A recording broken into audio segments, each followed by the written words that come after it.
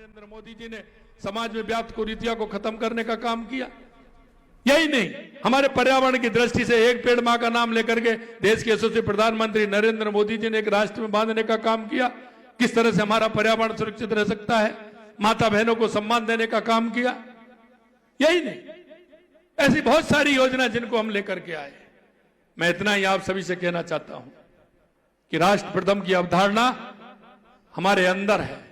हम राष्ट्र प्रथम को लेकर के अगर हम चलेंगे तो निश्चित रूप से आने वाले समय में जिस तरह की कुरीतियां हैं उनको भी समाप्त करेंगे और आगे बढ़ते हुए हम उनको भी जवाब देंगे जिन्होंने सिर्फ गरीबी का नारा दे करके गरीब को लूटने का काम किया। हम अगर गरीबी की बात करते हैं तो गरीब कल्याण की योजनाएं कितनी है। और अभी आप देख रहे हैं कई यहां के क्या कहते हैं, ट्विटर क्या बोलते हैं उसको, नहीं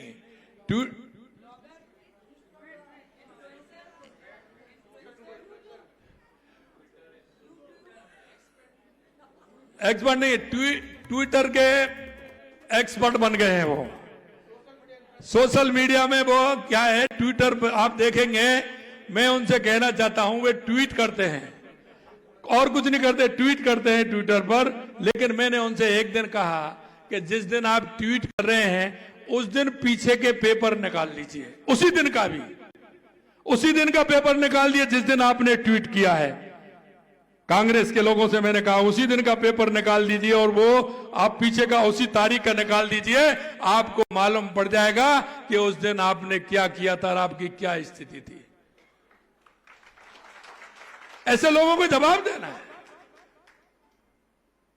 देश के यशस्वी प्रधानमंत्री नरेंद्र मोदी जी के नेतृत्व में जिस तरह से हमारा देश आगे बढ़ रहा है, मैं कार्यकर्ता बंधुओं आपसे मैं इतना कहना चाहता हूं, डॉक्टर श्यामा प्रसाद मुखर्जी से हमें बलिदान दिवस के अवसर हमें प्रेरणा लेनी चाहिए। और मैं कांग्रेसियों को भी कहना चाहता हूं, वो मेरे से भी कह रहे हैं कि साहब मुख्यमंत्री रुकते नहीं है, मुख्यमंत्री जी रुकते नहीं है। अरे भाई, सोने के लिए और होटल में रुकने के लिए तो आप ही बहुत थे।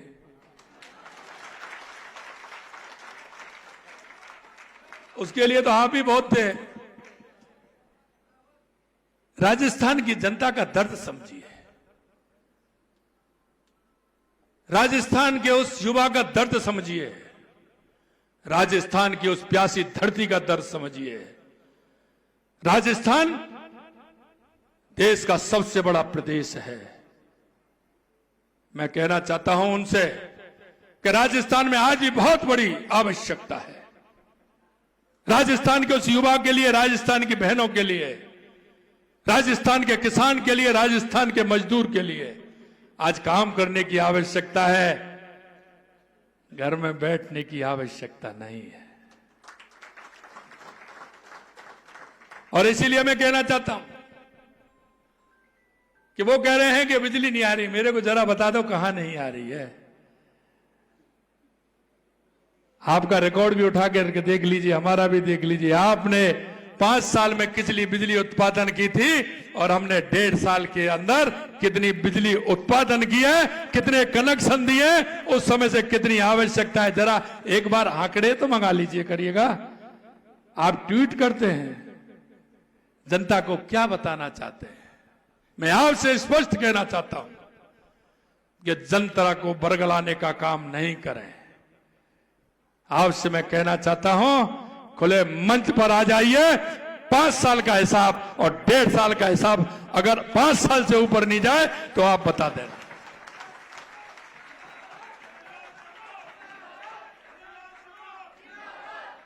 आप किससे बात, ये कार्यकर्ता है भाजपा का, ये प्रदेश और देश के लिए जीता है, जनता के लिए जीता है। ये समर्पित कार्यकर्ताओं की फौज है, इसके आगे किसी और की कोई वो नहीं होती।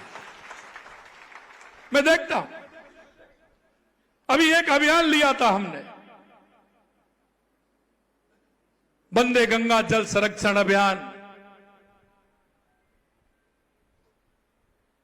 वो अभियान लिया था। उस अभियान के लिए मैं राजस्थान की जनता को और समस्त कार्यकर्ताओं को बहुत बहुत बधाई देता हूं, बहुत बहुत धन्यवाद देता हूं कि जिन्होंने जहां तालाब, पोखर, एनीकट, नदी, बांध, जहां भी उसको आवश्यकता लगी उसने जाकर के श्रमदान भी किया और उस काम को संभालने का काम किया। और आपके माध्यम से मैं उन प्रवासी राजस्थानी भाइयों को भी धन्यवाद देना चाहता हूं जिन्होंने कर्म भूमि से मातृभूमि में जो जल संचय का काम किया है, उनको भी धन्यवाद देना चाहता हूं। हम डॉक्टर श्यामा प्रसाद मुखर्जी की प्रेरणा लेकर के चलते हैं। उन्होंने जीवन में जो उतारा उसको आगे बढ़ाने का काम हमारा कार्यकर्ता करता है। अभी आपने देखा योग में राजस्थान रजिस्ट्रेशन में भी पहले नंबर है और योग की संख्या में भी पहले नंबर है।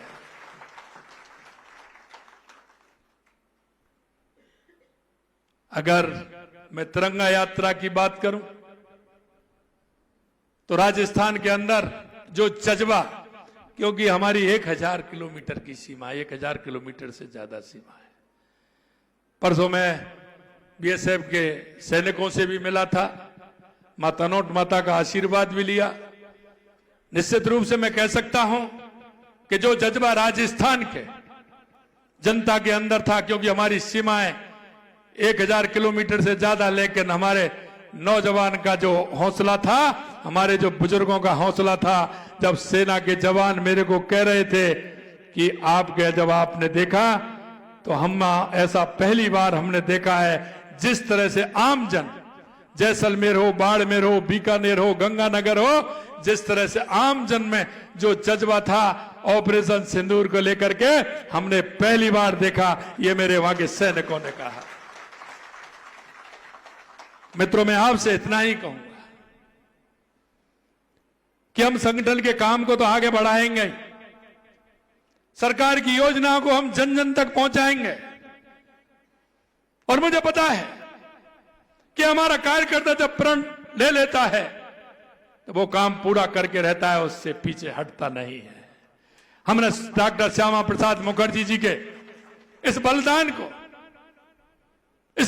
को हमारे राष्ट्र के प्रति जो उन्होंने समर्पित किया, हमारे कार्यकर्ताओं को मन में ये भाव है कि उन्होंने जिस तरह से हमारे राष्ट्र के लिए बलिदान दिया है, हम राष्ट्र को सर्वोपरि बनाते हुए, प्रदेश को सर्वोपरि बनाते हुए, हमने प्रधानमंत्री जी ने जो 2047 तक विकसित भारत का जो संकल्प दिया है, हम उस विकसित भारत के संकल्प को पूरा करेंगे।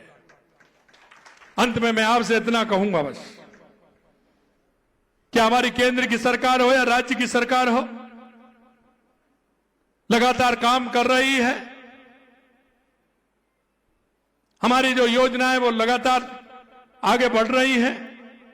आप सभी से मित्रों मेरा एक ही निवेदन है, मैंने जिक्र किया आपसे कि डॉक्टर श्यामा प्रसाद मुखर्जी ने 1943 में लगातार 3-4 साल तक अकाल जब पड़ा था, वो गांव-गांव गए थे, गांव-गांव गए थे, ढाड़ी-ढाड़ी जाकर के उन्होंने उस अकाल में लोगों से सहायता कराते हुए वहां के लोगों को पलायन से रोका था। वहां के लोगों के उदर पूर्ति के लिए उन्होंने काम किया था। स्वयंसेवी संस्थाओं के माध्यम से उन्होंने काम किया, वहां के उद्योगपतियों को लेकर के काम किया। मैं आपसे इतना ही कहना चाहता हूं कि देश के यशस्वी प्रधानमंत्री नरेंद्र मोदी जी के नेतृत्व में हम सबको आगे बढ़ना है, आगे काम करना है। हमारे बगल में कोई भी हमारा ऐसा भाई रहता है, ऐसी कोई बहन रहती है, कोई दिव्यांग बहन रहती है, कोई भी बुजुर्ग रहता है, हमारी केंद्र की बहुत योजनाएं हैं।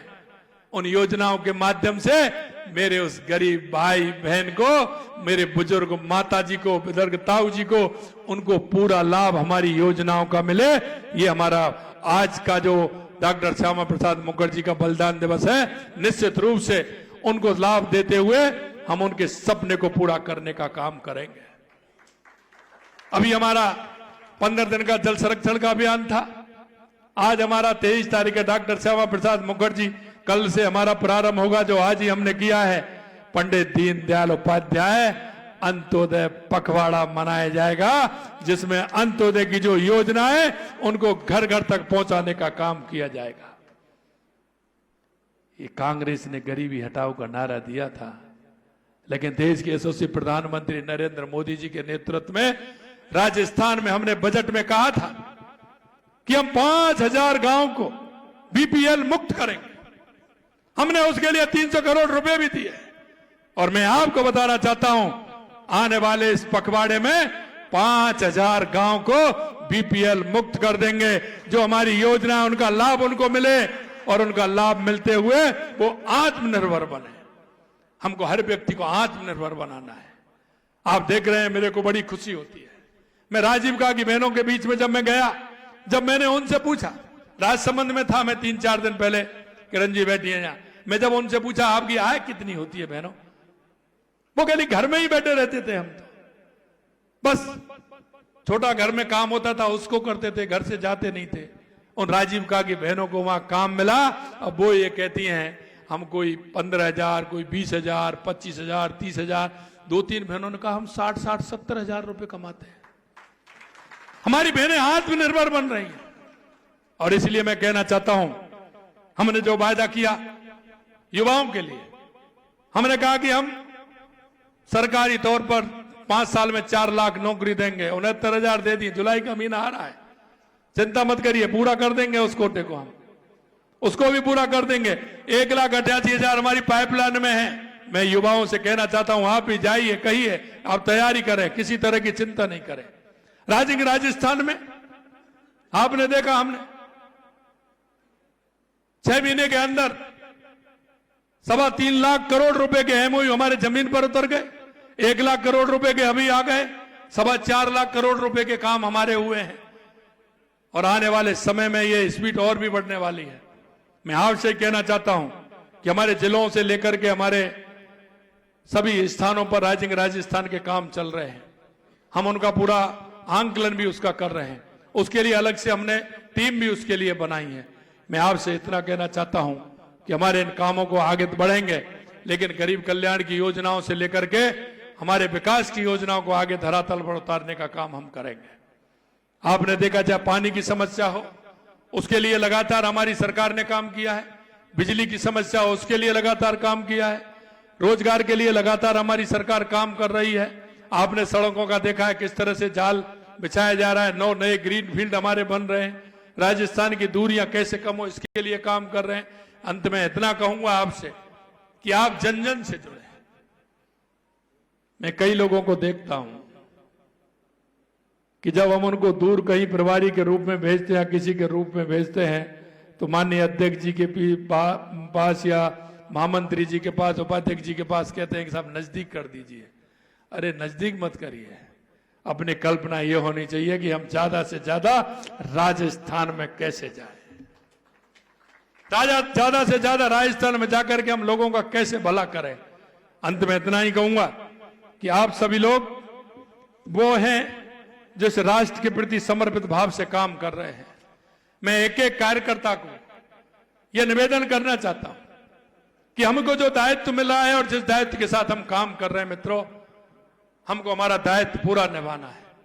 हमको जाकर के हर क्षेत्र में जाना है, हमें जनता के बीच में जाना है। कोई भी जनता का काम हो, मैंने आपसे पहले ही कहा है, कई काम मैंने ऐसे लोगों ने बताए हैं जिनके काम होने थे, मैंने उनको तुरंत किया है। आप सार्वजनिक रूप के अगर इस तरह से जनता से जुड़े हुए कार्य को लेकर के आएंगे, निश्चित रूप से हम करने के लिए तैयार हैं। आज ही मेरे पास 3-4 कार्यकर्ता मेरी जनसुनवाई में आए थे। उन्होंने कहा साहब ये 2 किलोमीटर का ऐसे दिक्कत हो रही है। मैंने कहा आज ही करा के आज ही जाइए, आज ही ले जाइए, कोई दिक्कत नहीं, करवाइए। पानी की भी समस्या कहीं है, कहीं किसी तरह की समस्या है, हम उनमें सहयोगी कैसे बने। हमारा कार्यकर्ता उन जनता से जुड़ करके उन कामों को आगे कैसे बढ़ाने का काम करे। मित्रों, डॉक्टर श्यामा प्रसाद मुखर्जी जी का भाव था कि मेरा देश सशक्त बने, मजबूत बने, मेरा राष्ट्र मजबूत हो। और उनके मन में जो सपना था कि भारत दुनिया की महाशक्ति बने, उसके लिए हम अग्रसर हो रहे हैं। देश के यशस्वी प्रधानमंत्री नरेंद्र मोदी जी के नेतृत्व में अब तक हम 11वीं से 5वीं पे आए, 5वीं पे चौथे पायदान पर आ गए और जल्दी हम तीसरे पायदान पर आने वाले हैं। हमारा राष्ट्र सबसे मजबूत राष्ट्र बने, विकसित राष्ट्र बने। माननीय श्यामा प्रसाद मुखर्जी जी का जो सपना था उसको मिलकर के हम पूरा करेंगे। इसी आशा और विश्वास के साथ आप सभी इस कार्यक्रम में आए, आप सभी को बहुत बहुत धन्यवाद। आयोजक हमारे माननीय अध्यक्ष जी और हमारी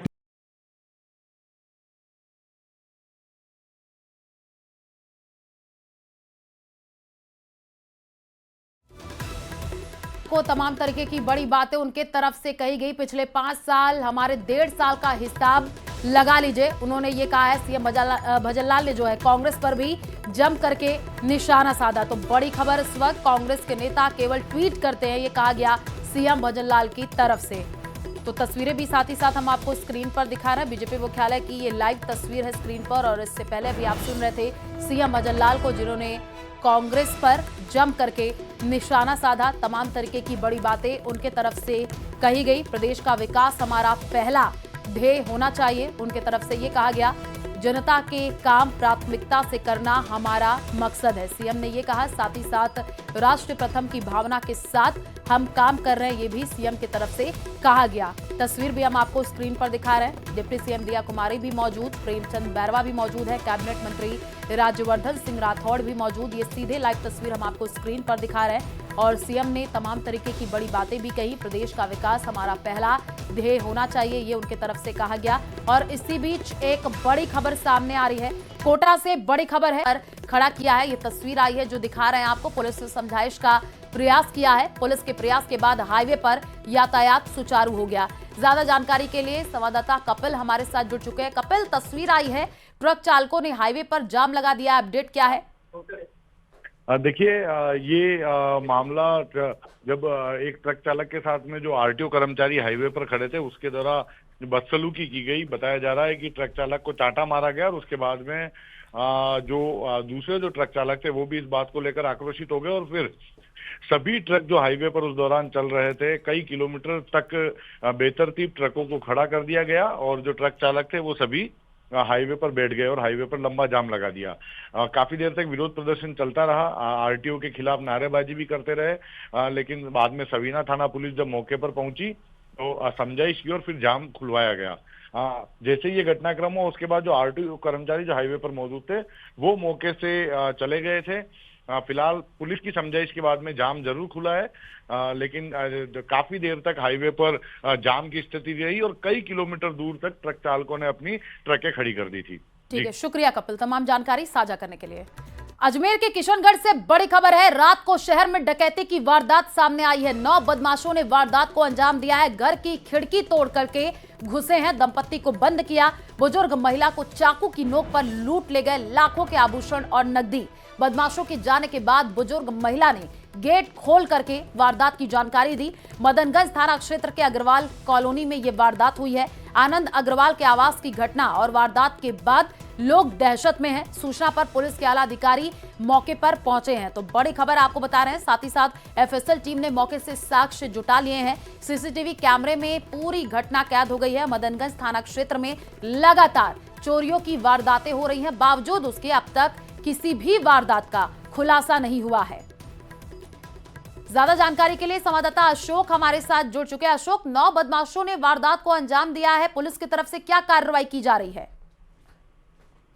जी बिल्कुल, अग्रवाल कॉलोनी में इस वारदात को अंजाम दिया गया है। देर रात को ये वारदात कर जो है इस लूट की वारदात को अंजाम दिया है। जो बदमाश बताया जा रहा है कि 9 बदमाश थे वो शहर में रेकी करते हुए नजर आए थे और उसके बाद एक खिड़की, जो रसोई की खिड़की है उसको तोड़कर वह अंदर प्रवेश कर गए और जो मकान में बंद थे उनको जो है कमरे में एक को बंद किया और एक को जो है बुजुर्ग हैं उनको, दंपति को, उनको जो है चाकू की नोक पर उनकी जो अलमारी है या फिर अन्य जो चीजें हैं उसमें रखे सामान को जो उन्होंने लूट लिया और उसके बाद वो मौके से फरार हो गए। इस मामले की सूचना मिलने के बाद हालांकि मदनगंज थाना पुलिस मौके पर पहुंची और लगातार अलग अलग स्थानों पर इसकी जानकारी भी दी गई। फुटेज जो है वो देखते हुए बदमाश किधर रवाना हुए हैं। ठीक है अशोक, आप नजर बना करके रखिए। फिलहाल शुक्रिया तमाम जानकारी साझा करने के लिए। और इसी बीच एक बड़ी खबर है, टोंक में नेता प्रतिपक्ष टीकाराम जूली का बयान सामने आया। कहा सरकार नहीं सर्कस चल रहा है। बारिश में जगह जगह बिगड़े हालात पर बोले हैं, गरीब लोगों की बस्तियों में पानी भर रहा है। संविधान को कमजोर करने का काम बीजेपी कर रही है। सुनिए क्या कुछ कह रहे हैं। संविधान बचाओ रैली बारा के अंदर की जा रही है और आप देख रहे होंगे कि ये सरकार जब से आई है संविधान को तो कमजोर करने की बात लगातार करती रही है। इनके नेता ये बात करते रहे कि 400 पार चाहिए। इनका मकसद यही है कि जो संविधान है, जो गरीब के लिए, दलित के लिए, किसान के लिए, मजदूर के लिए जिसके अंदर प्रावधान किए गए हैं उसको कैसे कमजोर किया जाए और अपने जो मित्र हैं उनको कैसे फायदे दिया जाए, ये इन लोगों की प्लानिंग है। आज आप समझ सकते हैं कि 5 साल होने के बाद में संविधान के अंदर ये प्रावधान है कि चुनाव किए जाएंगे, लेकिन चुनाव नहीं करा रहे हैं। 5 साल बीत चुके हैं। नगर निकाय हो चाहे पंचायती राज हो, ईडी, इनकम टैक्स और सीबीआई जिस प्रकार से और